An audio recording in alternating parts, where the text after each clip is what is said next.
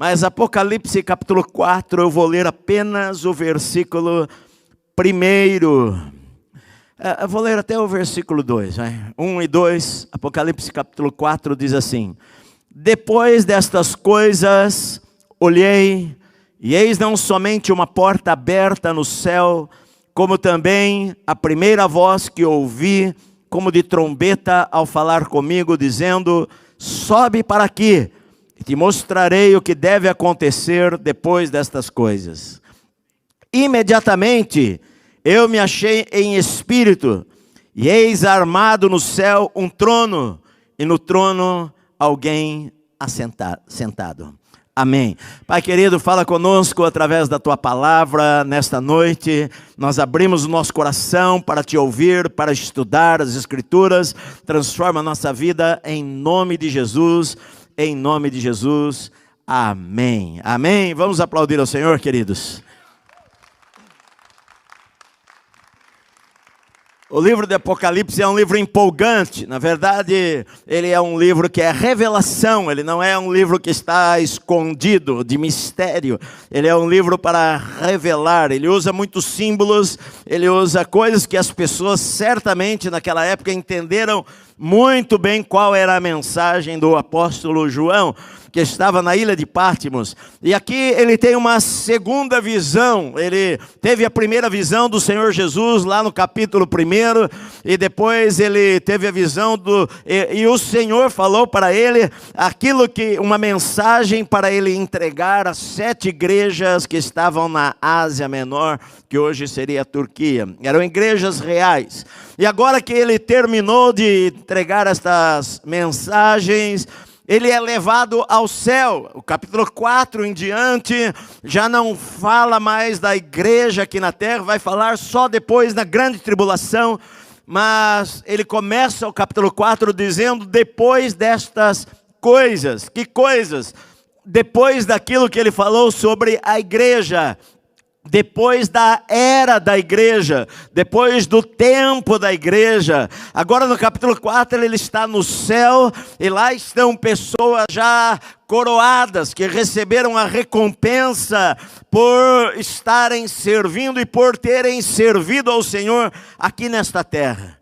Então, neste intervalo aqui, na verdade, houve o arrebatamento da igreja. No versículo 1 é uma figura do arrebatamento da igreja. Depois dessas coisas eu olhei, e eis que não somente havia uma porta aberta no céu, como também eu ouvi aquela primeira voz que falou comigo lá no capítulo 1, como de uma trombeta, e ele me falou: sobe para aqui e te mostrarei o que deve acontecer depois destas coisas. A partir daí, que coisas? Ele vai falar, o Senhor vai falar para ele as coisas que ainda irão acontecer. O Senhor iria falar para ele do futuro, das coisas que iriam acontecer no céu e das coisas que iriam acontecer na terra também. A obra da igreja, aquilo que a igreja deveria fazer aqui nesta terra, já foi completada, já terminou o tempo dos gentios aqui nesta terra. E agora a igreja, ela está no céu. Agora a igreja, ela está para sempre com o Senhor. Agora a igreja já não está mais aqui nesta terra. Eu sei que é um assunto empolgante para pregar sobre isso daí, mas eu quero estudar um pouco com calma com vocês para explicar algumas coisas que muitas pessoas têm dúvida. E nós vamos começar por Tessalonicenses, que é um capítulo muito conhecido, que todas as pessoas geralmente conhecem. Capítulo 4, versículo 13 em diante, diz assim: não, Paulo está escrevendo, ele fala: não queremos, porém, irmãos, que sejais ignorantes com respeito aos que dormem, para não vos entristecerdes como os demais que não têm esperança. Olha só o que estava acontecendo com a igreja, com pessoas em Tessalônica. Porque olha só, os irmãos Paulo e os irmãos do Novo Testamento, eles acreditavam que Jesus iria voltar no seu tempo. Jesus, ele falou que iria voltar, e eles estavam esperando que Jesus voltasse e os encontrasse ainda vivos. Mas Muitos irmãos morreram nesse tempo aqui. E então a pergunta era: o que é que vai acontecer com esses nossos queridos que morreram sem que Jesus voltasse? O que vai acontecer com eles neste tempo? Eles vão participar deste encontro com o Senhor? Não vão? Então Paulo escreve para dar esperança, para consolar, para fortalecer, para encorajar estes irmãos. Os mortos, aqueles que morreram em Cristo, vão ressuscitar primeiro, depois nós, Paulo ele fala, aqueles que estiverem vivos, seremos arrebatados juntamente com eles. Não vamos ser arrebatados nem antes e nem depois. Nós vamos ser arrebatados juntamente com aqueles que estavam mortos em Cristo, para encontrar o Senhor nos ares, entre nuvens, e assim nós vamos estar para sempre com o Senhor. Amém? O que é o arrebatamento? A palavra grega aqui, harpazo, que significa agarrar, significa tirar pela força, significa puxar para fora. É a mesma coisa que uma águia que vem voando, que nem um raio, e ela arranca ali do chão a sua presa, ela agarra e puxa. Esta é a palavra usada, é a palavra usada para agarrar e tirar pela força. Num instante, a igreja vai ser arrancada da terra, a igreja vai ser tirada pela força da terra, num abrir e fechar de olhos.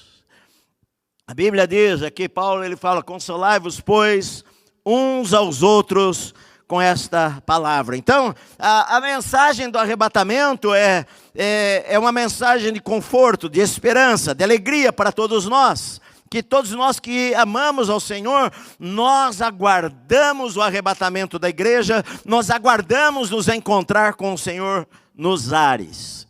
Este é o desejo de todo cristão. Jesus ele falou sobre isso também. Ele fala lá em João, no capítulo 14, nos versículos 1 ao 3. Ele disse assim, olha, falou para os seus discípulos, ele já estava na sua última semana para ser crucificado. E era quinta-feira à noite, na sexta-feira ele iria ser crucificado, e ele falou para os seus discípulos, 14, versículo 1, não se turbe o vosso coração, credes em Deus, crede também em mim, na casa do meu pai há muitas moradas, se assim não fora, eu vou-lhe teria dito, pois eu vou preparar-vos lugar, e quando eu for e vos preparar lugar, eu voltarei, e vos receberei para mim mesmo, para que onde eu estou, estejais vós também. Jesus ele falou que ele iria voltar, ele falou, então a igreja esperava a volta dele, ele falou, eu vou na casa do meu pai há muitas moradas, se não fosse desta maneira eu teria dito para vocês, eu vou preparar lugar para vocês, e se eu for e vos preparar lugar, eu voltarei e vos levarei para que vocês estejam onde eu estou e vocês vão estar lá para sempre comigo. Então Jesus havia prometido, eu vou voltar. E esta era a esperança da igreja do Novo Testamento. Espírito, ele não é visto pelo teu olho natural. Por exemplo, um anjo.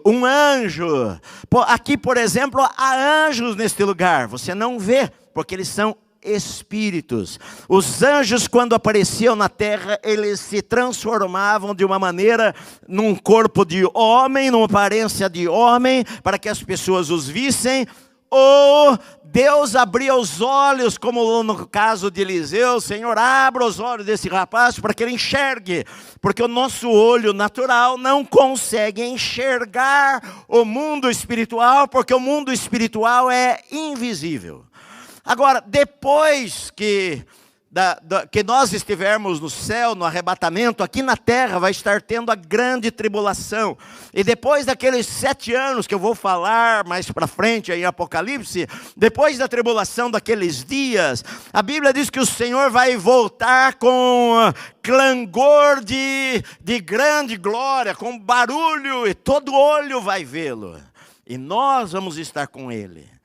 Se as pessoas fossem voltar em espírito, os habitantes da terra que vão atravessar a tribulação não iriam enxergar estas pessoas, porque eles estão num corpo que não dá para ser visto com o olho normal. Então eles precisam de um corpo físico, assim como eu e você temos. Então por isso o espírito destes que já morreram vai voltar e vai entrar num corpo físico, um corpo que não vai morrer mais, um corpo que não vai ser mais destruído e não vai sentir dor, e que as pessoas que estiverem vivas aqui depois da tribulação vão conseguir enxergar estas pessoas, normalmente.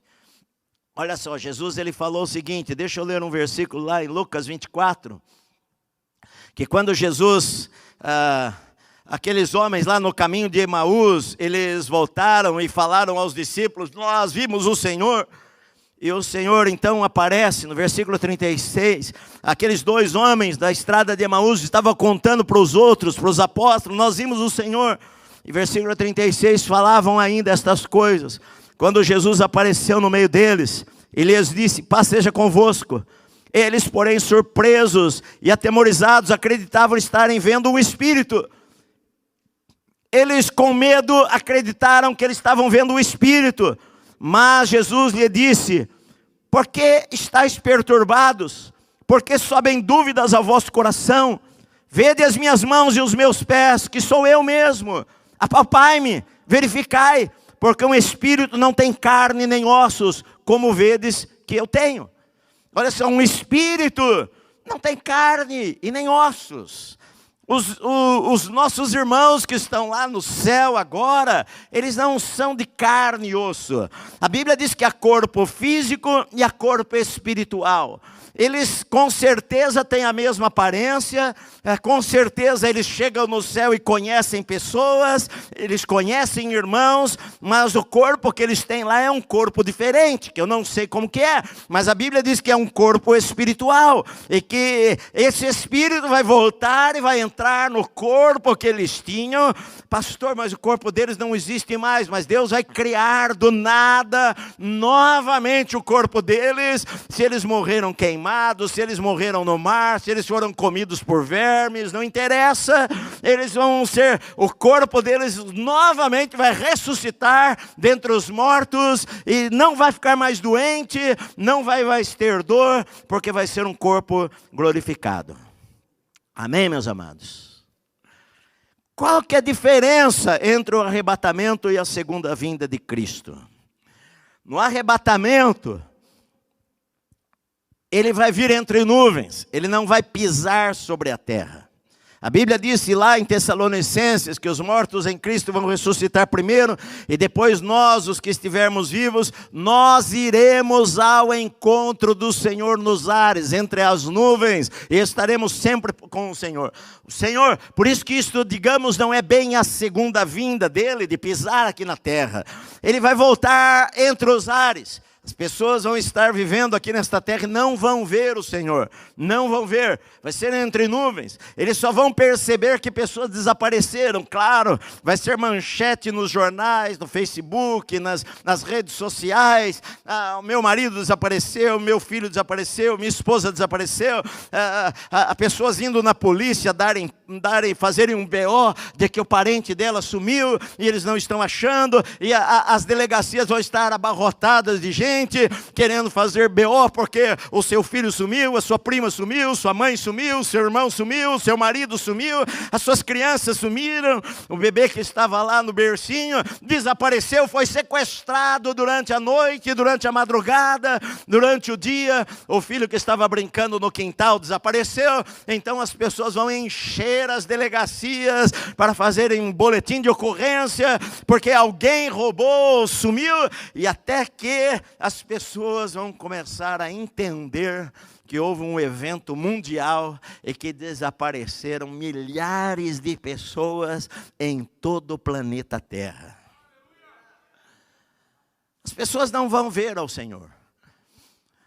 A diferença do arrebatamento e da segunda vinda é que na segunda vinda Jesus vai pisar sobre o Monte das Oliveiras.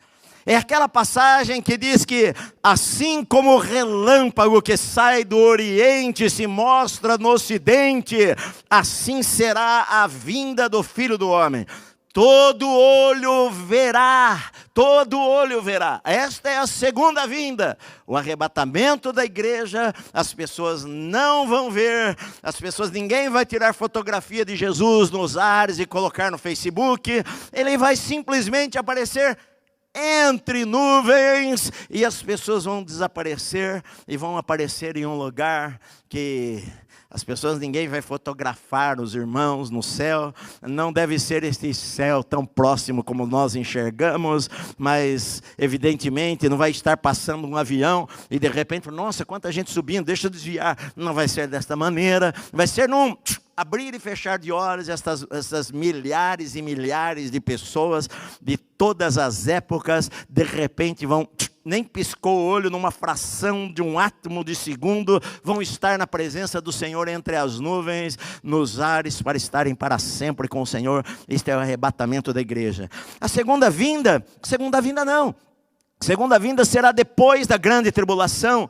Segunda vinda vai ser, ele vai pisar no Monte das Oliveiras, ele vai descer na cidade de Jerusalém, montado em um cavalo branco, e nós vamos estar com ele. Aqueles que morreram em Cristo vão estar com ele, e nós estivermos vivos. Eu digo nós, sabe por quê? Eu entendo Paulo escrever estas palavras desta maneira, e Tiago escrever desta maneira, e Pedro nas suas cartas escrever desta maneira, como se o tempo se abrevia, o tempo está próximo. Eles escreviam como se o Senhor fosse voltar ali e eles fossem ser arrebatados, porque esta é a expectativa da igreja em todas as épocas, queridos.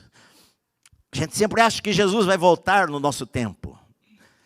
Pedro, ele escreve que não, alguns acham que a volta dele está tardia demais, mas ele fala, um dia para o Senhor é como 1000 anos, e 1000 anos é como um dia para Deus. Ele não retarda a sua promessa, mas ele espera que mais gente se converta. Ele tem a hora, ele sabe o dia, ele sabe quando vai ser.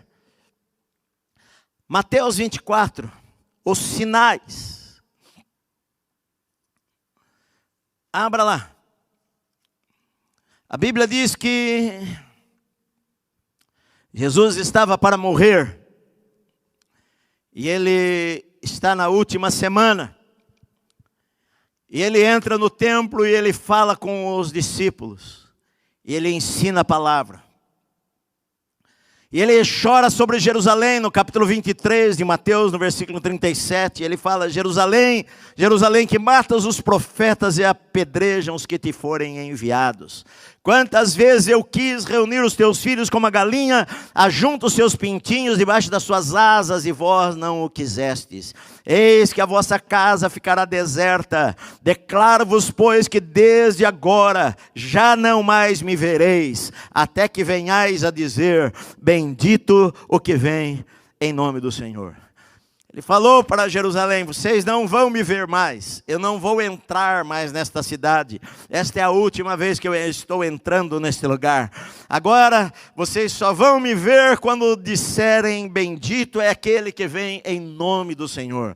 Ele está dizendo isto para Israel, porque lá no final da grande tribulação, vai se cumprir uma palavra que eu vou ler para vocês mais tarde, de que Israel vai estar sendo perseguido pelo anticristo, e ele fala, olha, quem estiver no telhado, fuja, não volte para buscar as suas coisas, que a fuga de vocês não seja no inverno, ai das que estiverem grávidas, não volte, corra de Jerusalém, e então virá o sinal do Filho do Homem, vindo sobre as nuvens com poder e grande glória, e então Israel vai falar, bendito é aquele que vem em nome do Senhor. Nós vivemos na expectativa da volta de Jesus, que Jesus vai voltar. Pastor, muita gente me faz pergunta neste tempo da nova ordem mundial e do anticristo. Sim, eu acredito que o anticristo, eu até mesmo acredito que o anticristo esteja vivo já, mas nós vamos estudar sobre ele, mas Eu não posso afirmar isto, outros acreditaram também em outras épocas. Na verdade, por que o Senhor, Ele fala que será como um ladrão, que nós não sabemos? Porque em todas as gerações o Senhor quer que a gente viva na expectativa da volta dEle.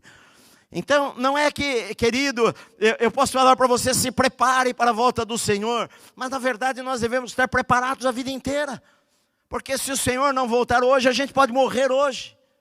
Então, eu tenho que, a vida toda cristã, a vida do cristão é viver uma vida próxima de Deus, é viver uma vida para Deus. A gente não sabe quando Ele vai voltar. Na volta de Jesus, no arrebatamento da igreja, vai haver pessoas que estão dentro da igreja. Elas estão, mas não estão prontas. Elas não estão vivendo para Deus. E elas vão perceber que todos desapareceram. O pastor desapareceu. A família do pastor desapareceu. Aqueles irmãos que mais oravam na igreja, aqueles mais fanáticos, aqueles que amavam ao Senhor, aqueles crentões, desapareceram. E muita gente vai ficar, meu amado. Muita gente que frequenta as igrejas, elas vão ficar e vão passar pela tribulação. E vai ser duro este tempo. Muitas vão dar a vida e vão morrer naquele período. Muitas vão chorar amarguradas, porque o Senhor buscou a sua igreja e elas não estavam apercebidas. Estavam dormindo. Elas estavam levando a vida cristã de qualquer maneira. Elas viviam com um pé na igreja, um pé no mundo. Elas amavam as coisas do mundo. E elas vão ser salvas depois, talvez, pelo fogo, pela espada, pela perseguição, pela morte. Portanto, o Senhor falou, esteja pronto, vigia, todos os dias da tua vida. O que eu posso fazer nesse tempo? Eu posso trabalhar para Deus. A Bíblia diz em 1 Coríntios, capítulo 15, que o nosso trabalho para o Senhor não é vão. A recompensa vai ser pelas nossas obras. A Bíblia diz que todos nós compareceremos perante o tribunal de Cristo, lá em Coríntios, e vamos receber, segundo tivermos feito através do nosso corpo. Vamos receber a coroa, o galardão, a recompensa. Não é que nós vamos pôr coroa em nossa cabeça, nós vamos receber a recompensa, segundo nós tivermos feito através do nosso corpo, enquanto nós estamos vivos aqui. Eu e você, meu amado. Nós temos a chance hoje de servirmos ao Senhor. Nós temos a chance de ensinarmos a Bíblia para alguém. A Bíblia diz lá em Daniel que aqueles que ensinam vão resplandecer como as estrelas no céu.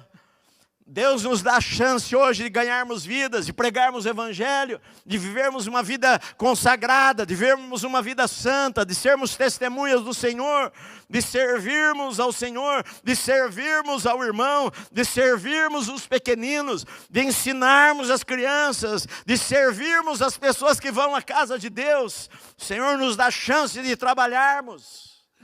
Tem muita gente que vai para o céu, mas hoje está acomodado em um banco de igreja, apenas assistindo aos cultos de fim de semana, que não vai ter quase galardão para receber, porque não fizeram nada, a vida passou. Então o Senhor, Ele diz para nós que nós devemos estar prontos e trabalharmos, e vivermos uma vida santa. Pedro fala, todos nós que temos esta esperança, devemos viver uma vida piedosa. É isso que nós estamos aguardando.